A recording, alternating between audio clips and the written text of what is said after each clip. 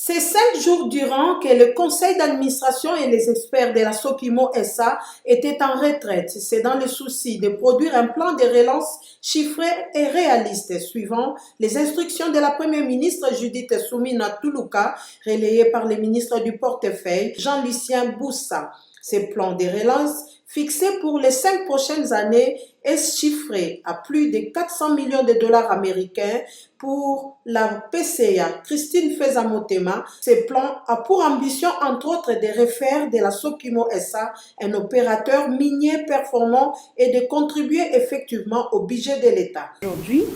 restera gravé dans nos mémoires et dans les annales de la Sokimo SA au regard de la portée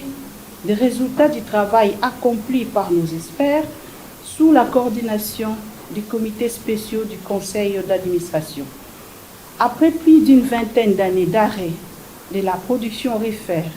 nous sommes tous fiers de reconnaître ici que cette retraite nous a donné l'occasion de trouver une thérapie de choc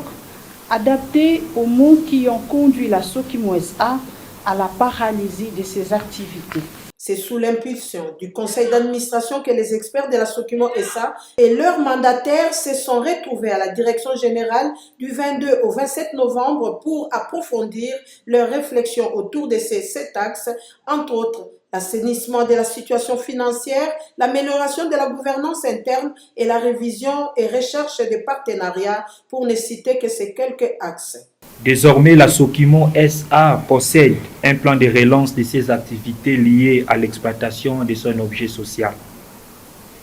Et je réitère par ricochet la demande ou l'espoir de la Sokimo SA d'obtenir l'accompagnement et le soutien de l'État propriétaire à travers le gouvernement. Cet important document sera transmis à l'État congolais actionnaire unique via le ministère du portefeuille, ce conformément à la vision du président de la République Félix Antoine Tshisekedi de générer des ressources financières propres et suffisantes, aussi de promouvoir le développement local et national par la création des richesses et d'emplois.